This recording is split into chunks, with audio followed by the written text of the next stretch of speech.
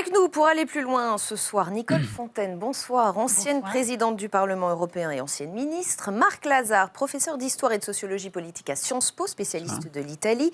Et Guillaume Clossat, fondateur du think tank Europa Nova. Patrick Martin-Genier, spécialiste des questions européennes et internationales. Merci à tous les quatre d'être ici. On vient d'entendre Emmanuel Macron qui nous explique ce résultat par un contexte, je cite, de forte pression migratoire. En gros, il nous dit ce résultat, c'est la faute aux migrants, c'est le principal élément d'explication ce soir, Marc Lazare. C'est un des éléments d'explication qui a pris une importance décisive dans la campagne après la fusillade de Macerata. Au début, au mois de janvier, la première préoccupation des Italiens pour cette campagne électorale, c'est les questions de l'emploi. La seconde était la question des impôts. Et la troisième, celle des migrants. Et elle est devenue, cette question des migrants, la première préoccupation parce qu'un certain nombre de partis politiques l'ont transformée en une ressource politique fondamentale. Vous avez évoqué un fait divers, peut-être expliquez-nous. Pardon, Macerata, c'est cet incident, enfin plus que cet incident, cette fusillade dans la ville des Marches où un responsable de la Ligue du Nord a pris son fusil et a tiré sur des immigrés, plus sur le siège du Parti démocrate. Et puis il s'est fait arrêter volontairement, délibérément. Il s'est enroulé dans le drapeau tricolore italien et il a fait le salut fasciste. Et on a découvert chez lui de nombreux éléments de propagande fasciste et nazie. Et ce qui a été assez saisissant, c'est que toute une partie des Italiens ont soutenu cet homme-là. Plusieurs personnes ont même envoyé des messages, des mails, des SMS pour dire qu'ils étaient prêts à payer les honoraires de l'avocat. Évidemment, il y a eu une réaction hostile à cela, fasciste, courant antifasciste pour aller très vite. Mais du coup, c'est vrai que la question des migrants a pris une importance capitale et est une des raisons, pas la seule, du succès de la Ligue, plus que du mouvement 5 étoiles, qui a été relativement discret sur cette question. Nicole Fontaine, on entend beaucoup parler des Italiens qui auraient eu le sentiment d'avoir été abandonnés par l'Europe. Est-ce que c'est fondé ? Ça, je ne pense pas dire que c'est fondé. En revanche, dans le ressenti, certainement. D'autant plus que je me permettrai d'évoquer quand même la politique de rigueur qu'on leur a assénée pendant des mois et des mois et des mois. Et voilà que tout d'un coup, ils découvrent, après avoir été fustigés par certains responsables européens comme étant les mauvais élèves de l'Europe, et ils se retrouvent seuls à affronter ces milliers et ces milliers de migrants, et ils voient que l'Union européenne est impuissante. Alors là, ceci étant, je crois qu'il faut quand même nuancer les choses. Vous avez dit tout à l'heure le raz-de-marée des anti-européens. Je ne pense pas qu'on puisse aller jusque-là. Je crois qu'il y a eu vraiment des causes profondes, celles que vous avez fort bien évoquées. Et je pense aussi que finalement, regardez, prenez le mouvement 5 étoiles. Bon, on peut plaisanter, hein, mais il s'était fiancé il n'y a pas si longtemps avec Guy Verhofstadt. Il est parti libéral en Europe. Il a retiré de son programme un référendum sur la sortie de l'Italie de l'euro. Oui, non mais... La position du mouvement 5 étoiles s'est un petit peu adoucie ces dernières semaines, c'est ce que vous voulez nous dire. Et l'un des derniers interviews de Luigi Di Maio est très nettement pour un rapprochement, pour... des alliances possibles. Voilà, des alliances possibles, parce qu'il a très bien compris, et ça vraiment je tiens à le dire pour l'avoir constaté à plusieurs reprises au sein du Parlement européen et dans toutes les visites que j'ai eu l'occasion de faire en Italie, l'Italie est européenne. Et le mouvement 5 étoiles a parfaitement compris qu'il ne se positionnerait pas positivement s'il allait contre l'Europe. Maintenant, c'est un appel, bien sûr, pour l'Europe à se repenser. L'Italie qui est un pays fondateur de l'Europe. Voilà. Patrick Martin-Genier, c'est un peu simpliste que de dire ce résultat, c'est la faute aux migrants, la faute à la crise migratoire, la faute à l'immigration. Je crois qu'il n'y a pas que les migrants, vous l'avez dit effectivement, il y a un ressenti, parce que l'Union européenne a aidé l'Italie, mais on a reproché peut-être à la France aussi de ne pas venir trop en aide. Par exemple, on aurait souhaité qu'on accueille, nous à Marseille, des migrants, qu'on envoie un bateau. Et je pense que voilà, Vatimi également, le passage à Vatimi, qui, avec les flux migratoires qui passent par la frontière. Donc je crois qu'il y a un ressenti en effet, et donc c'est un des phénomènes. Mais c'est pas que ce phénomène, à mon avis, comme vous l'avez expliqué. Il y a autre chose. Je lisais avant ces élections que parmi les jeunes, eh bien, le premier parti à 35%, c'était Cinque Stelle, c'est-à-dire 5 étoiles. Pourquoi ? Parce que des problèmes d'emploi parmi les jeunes, effectivement. Cette différence entre l'Italie du Nord, qui est riche, et l'Italie du Sud, qui est pauvre, qui est gangrénée par la pauvreté, la misère, la corruption. Et donc, tout ça fait que, effectivement, ce sont des phénomènes qui se sont conjugués pour renvoyer les anciens partis dans leur but. Parce qu'un des mots d'ordre de Cinque Stelle, 5 étoiles, c'était tutti a casa. C'est-à-dire tout le monde retournait chez vous. Hein, c'est-à-dire, on veut maintenant un nouveau parti, c'est ce qu'on a appelé le dégagisme, qui a pris cette forme en Italie. Et donc 32%, c'est donc un signal très fort pour dire on ne veut plus des anciens partis, on veut que des nouveaux partis puissent éventuellement apporter des solutions, même si aujourd'hui on ne voit pas quelle serait la solution. Aux élections européennes, ils avaient déjà fait une percée. Voilà, une percée, sachant qu'on le voit bien avec la composition de la Chambre des députés aujourd'hui, Cinque Stelle ne peut pas gouverner à lui seul, il va falloir qu'il trouve une alliance. On va y venir, on va évidemment y venir sur ces questions. Guillaume Clossat, j'aimerais vous entendre. Est-ce que oui ou non, j'entends vos arguments, vous nous dites que finalement c'est pas tant un vote anti-européen que cela. Guillaume Clossat, est-ce que vous êtes d'accord avec cela ? Je crois qu'il y a une vraie déception européenne quand même parmi tous les Italiens, qui étaient un peuple très européen, plutôt fédéraliste. Et je crois que cette déception européenne, elle est à plusieurs niveaux.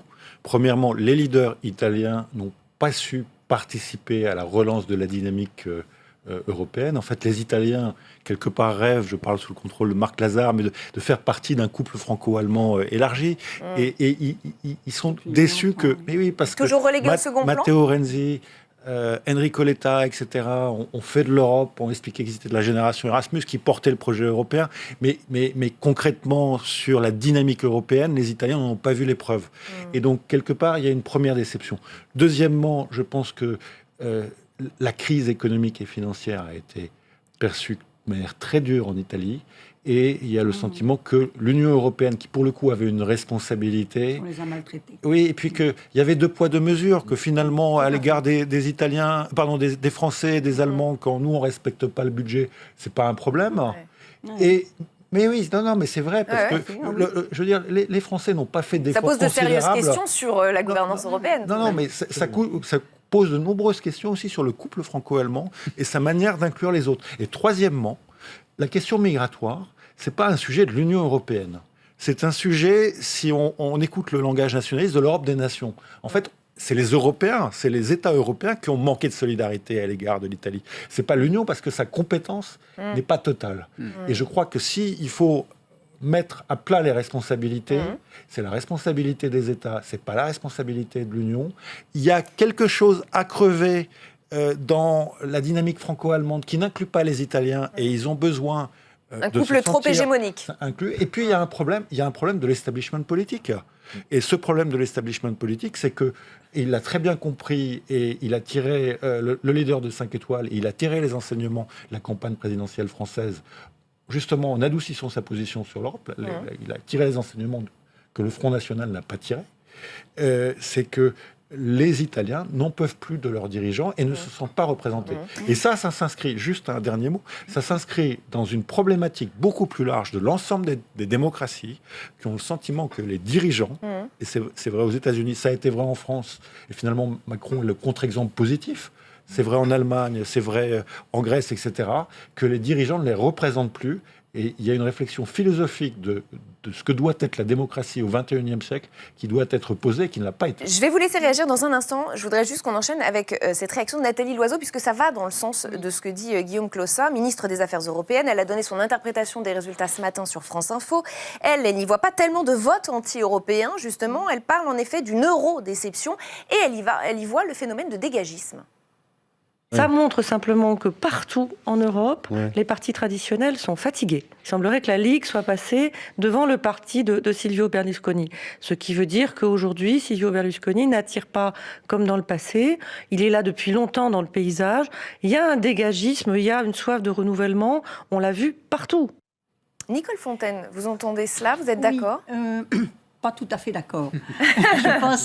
je pense que le succès de Matteo Renzi provenait du dégagisme. Là, oui, il y a eu un phénomène... À ce moment-là, on pouvait parler de dégagisme. Aujourd'hui, non. Aujourd'hui, non. Aujourd'hui, non, c'est plus profond, de toute évidence. Bon, ceci étant, pour dédramatiser un petit peu la situation telle qu'elle se trouve, je crois qu'il faut quand même rappeler que l'Italie a connu des périodes d'instabilité politique très longues et très fortes, et qui ont été sauvées grâce à une personnalité que j'ai d'ailleurs bien connue au Parlement européen, Giorgio Napolitano, président de la République italienne, et qui, par un grand talent de négociation, d'habileté, etc., réussissait à ce qu'on puisse finalement former un gouvernement.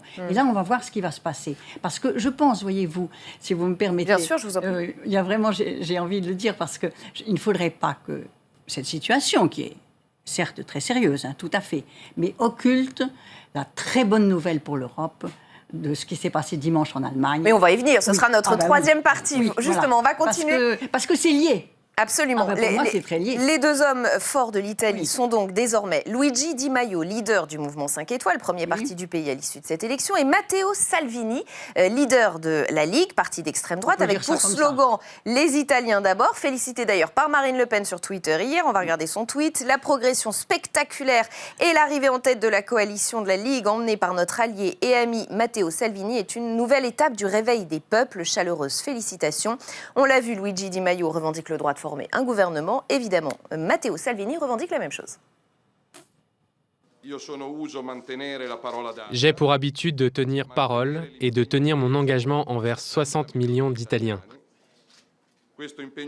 Cet engagement implique une coalition de centre-droit, une coalition avec laquelle nous avons le droit et le devoir de gouverner dans les années à venir. Alors, Marc Lazare, question très simple. Quelle est la suite maintenant en Italie ? Alors, les procédures constitutionnelles sont les suivantes. Le 23 mars, les chambres vont se réunir et vont élire leur président. Et ça va être un signal politique très important puisqu'il n'y a pas de majorité. Il va falloir trouver une personnalité, aussi bien au Sénat qu'à la Chambre des députés, qui puisse assumer ses fonctions. Donc là, on aura déjà un peu des indications sur le jeu parlementaire, parce que n'oublions pas que l'Italie est une démocratie parlementaire et que les gens peuvent être élus sur des listes, mais se comporter autrement au Parlement. Et ça, c'est une des grandes pratiques des parlements italiens. On est élu sur une liste et puis on évolue en fonction justement des majorités qui peuvent se dégager. Donc ça sera un signal important. Ensuite, après le 23 mars, ou 24 ou 25, ça peut prendre 3 jours. Il y a eu, dans le passé, vous évoquez des périodes d'incertitude, des moments où ça prenait 2-3 jours. Ah oui. Ensuite, ou même plus. Ou parfois plus. Mais enfin, en général, en 2013, où la situation était déjà très compliquée, entre parenthèses, le mouvement 5 étoiles était déjà le premier parti politique, on l'oublie trop. Il était déjà le premier parti politique. Il y avait 25,6% des intentions, des voix, contre 25,4% pour le Parti démocrate. Ça avait mis 3 jours. Ensuite, et ensuite seulement, le président de la République va procéder à ce qu'on appelle la lecture de ce qui se passe au Parlement, mais aussi en fonction des votes. Et là, il aura 2 choix. Ou bien demander à M. Luigi Di Maio, qui est le leader du premier parti, d'essayer de voir s'il peut composer un gouvernement, ou alors de reprendre ce que dit M. Salvini en disant finalement c'est la coalition de centre-droit qui a obtenu 37%, et donc de confier à une personnalité du centre-droit le soin d'essayer de voir s'il peut composer un gouvernement. Donc potentiellement Silvio Berlusconi ? Ah non, non, pas en tant que président du Conseil, mais pouvoir proposer des noms et avoir un poids dans le jeu politique ? Je vais peser mes mots, est mort politiquement dimanche. Oui, ça fait des années qu'on dit ça. Ah non, mais là, il est mort, madame. Oui. Avec 13% des voix, un parti qui avait, depuis 1994, n'a jamais eu un résultat pareil, à 81 ans, 82 ans. Oui, bientôt. non, je ne dis pas. Mais non, enfin, mais là franchement... La mort en politique, c'est une chose très complexe. Oui, mais là quand même, je crois qu'il... Et rappelons-le pour les téléspectateurs, il est inéligible. De toute façon, il ne pouvait pas... Non, mais là, ce qu'a dit Salvini est tout à fait juste. L'accord de la coalition de centre-droit le disait. Le parti qui arrive en tête au sein de la coalition proposera un poste de Premier ministre au président de la République, ou plus exactement, sera en mesure de répondre à l'appel du président de la République.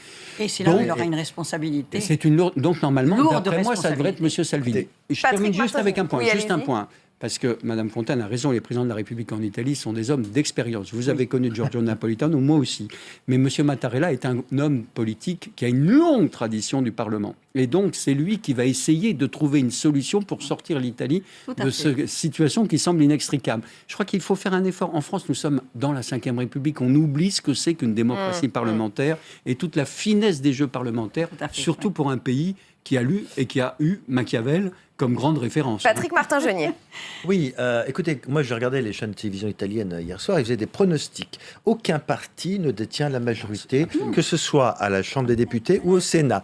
Et même la coalition dite de centre-droit, qui est dominée par un parti d'extrême droite, tout de même la Ligue, n'aurait pas cette majorité à la Chambre des députés. Donc il y a 2 types de coalitions qui éventuellement pourraient être envisagées, mais qui me semblent complètement incohérentes. Mais comme vous le dites, on est au Parlement, on n'est plus devant les électeurs. C'est soit une coalition entre le 5 Stelle, les 5 étoiles, et la Ligue de M. Salvini, qui paraît improbable. Ouais, Ou ce qui- une coalition. Voilà, non, C'est mais pas ça c'est le impossible, premier oui. type de coalition Premier qui type de permettrait coalition, de oui. dépasser le seuil de 316 députés qui est la majorité à la Chambre des députés, ou alors une autre type de coalition qui serait le Parti démocrate de M. Renzi, qui a refusé avec Cinque Stelle. Et le Matteo 5 Renzi, je étoiles, le rappelle, vient de quitter démissionner. la présidence. Donc du Parti aujourd'hui, démocrate. on a un Parlement ingouvernable et la seule solution, mais qui me paraît hautement improbable, ce serait effectivement M. Salvini et M. Luigi Di Maio, tous deux étant candidats au poste de président du Conseil. On aurait pu imaginer une autre alternative, mais les deux partis sont trop faibles. Oui. C'est une alternative Oui. entre Forza Italia Ouais. et le Parti démocrate. Malheureusement, le ils n'ont pas la majorité. problème, c'est qu'il Ils aurait sont trop fallu faibles l'un qu'ils et aient l'autre. chacun Voilà. C'est ça. 3-4 points de Mais plus. ça veut dire que l'Italie est non gouvernable aujourd'hui? Mais, moi, je parie qu'elle pourtant, sera... elle elle sera- tourne, elle- disait. elle sera- L'hypothèse qui serait de laisser M. Paolo Gentiloni comme président du comme président du Conseil dans l'attente d'une solution Mais- transitoire. Mais ça, Guillaume Clossat. il sera... Ça fait quand paradoxalement, même 8 mois que il les va Allemands rester. n'ont pas de gouvernement. Et N'avaient pas de paradoxalement, gouvernement. Gentiloni n'est pas un Premier ministre impopulaire si on regarde, et est plutôt considéré comme compétent. Si on Oui. regarde juste le problème de cette affaire, c'est que les Italiens ne souhaitaient pas cette élection. Cette élection, elle a été faite pour Matteo Renzi, pour qu'il reprenne le pouvoir. Et quelque part, la déception des Italiens aussi, c'est qu'ils ont eu le sentiment d'être instrumentalisés par Matteo Renzi. Ça lui est revenu dans la figure. Et Berlusconi. Et Berlusconi. Ça leur est revenu dans la figure et ça fragilise la démocratie italienne. Et en même temps, les Italiens aiment bien le gouvernement actuel qu'ils trouvent comme l'un des plus compétents et des plus efficaces. Ça, c'est le paradoxe. Le paradoxe italien. Ces dernières années. Alors, Mais alors, après, il pourrait y avoir une sorte de gouvernement technique. Bien Ça, sûr. c'est une autre option. Oui, c'est- Et l'Italie en a eu. Voilà la question que je me pose, c'est pour l'Europe. Parce que si on veut relancer le projet européen... ça compromet Ah, les mais projets justement, européens d'Emmanuel mais- Macron. permettez. mais oui, parce que juste Nicole, Oui. juste un mot et vous pourrez... J'ai peur qu'on n'ait pas le temps de Je vous parler laisserai du le temps de positif. répondre. L'Europe, pour être Ouais. relancée, a besoin de pays forts. Et sans pays forts, ça ne peut pas marcher. Et donc, avoir seulement la France forte, Oui. une Allemagne qui revient, mais qui- Relativement faible, on va y venir. je pense que la chancelière saura faire, mais qui paraît fragilisée, ça ne crée pas la dynamique européenne dont les Européens Alors ont vous, besoin. oui, Et ça, c'est un vrai sujet, parce que le couple franco-allemand est indispensable, il faut Ouais. qu'il soit fort, et il n'est absolument pas nécessaire. Il est absolument pas suffisant. vous Allez-y. permettez, je crois que malheureusement, l'accord de gouvernement qui a été conclu entre la CDU et le SPD a été très peu connu. Très peu connu. Alors, vous je me voudrais qu'on y permettrez, je ne vienne. résiste pas au plaisir, parce que c'est quand même... Mais Non. nous avons un extrait sonore d'Angela Merkel. Je voudrais qu'on introduise Oui, cette mais partie. Angela Merkel, là, ils ont signé. Non, mais attendez, les trois partis, CDU, CSU, SPD, ont signé ceci. Projet de paix et de succès historiquement unique. La meilleure garantie pour un bel avenir dans la paix, la liberté et la prospérité. Nous voulons une Europe de la démocratie et de la solidarité. Non, mais, Bien sûr. vous voyez, tout cela laisse présager qu'il peut y avoir un nouveau départ pour l'Europe. Et la cerise sur le gâteau, si vous me permettez, les Allemands, ça c'est sensationnel, s'engagent, disent, nous ne voyons pas, nous sommes prêts à des contributions plus élevées.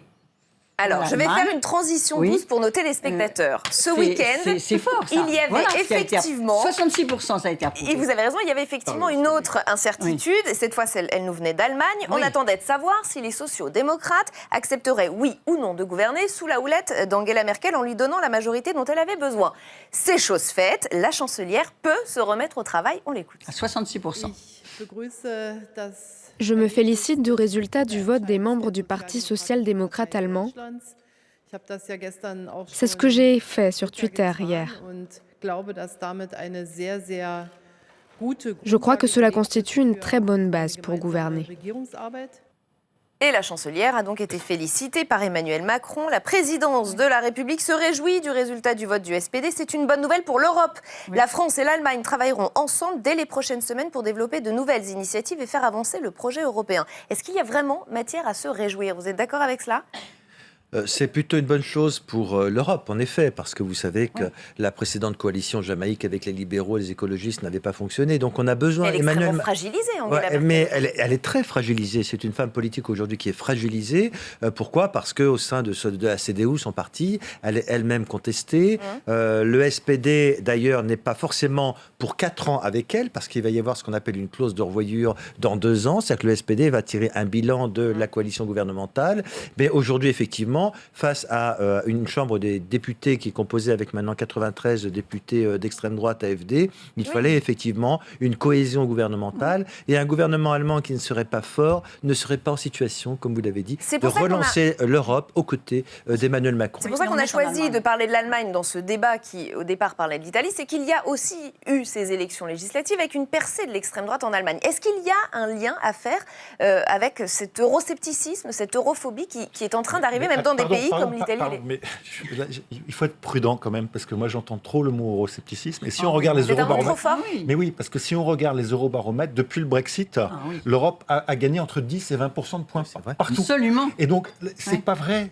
C'est pas le vrai sujet. Le vrai sujet, c'est qu'il y a un changement de civilisation. On a dominé l'Occident a dominé le monde pendant des décennies.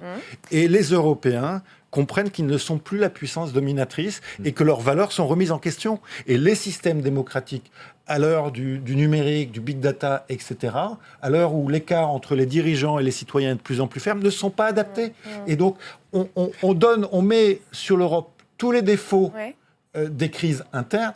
La vérité, c'est qu'on est dans une période de transition où il faut inventer de nouvelles formes de démocratie et de nouvelles manières de gérer les problèmes ensemble. C'est intéressant que vous vous arrêtiez sur ce mot euroscepticisme, parce que l'Institut Jacques Delors préfère parler d'euromorosité ou d'eurofrustration. Vous êtes d'accord ? Moi, je suis un peu plus pessimiste que vous.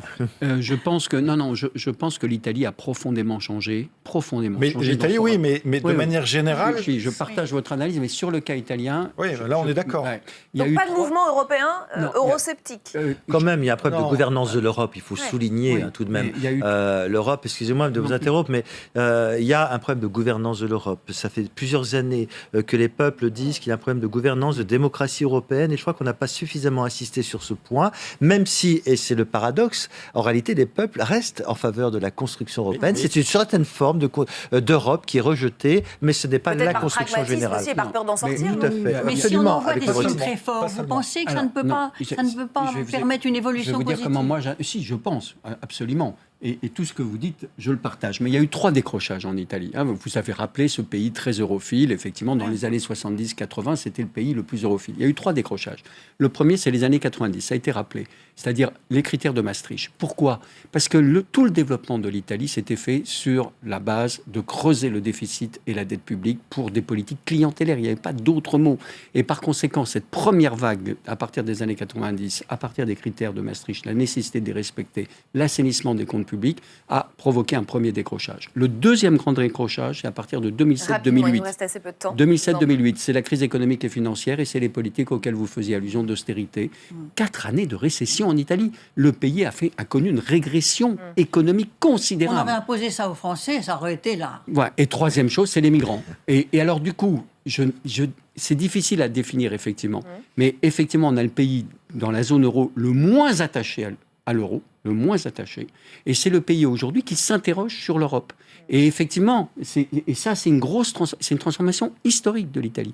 Il reste un pays, bien sûr, qui se vit, y compris du fait de son histoire, y compris du fait de sa civilisation. C'est quand même un des pays qui a fondé notre civilisation européenne.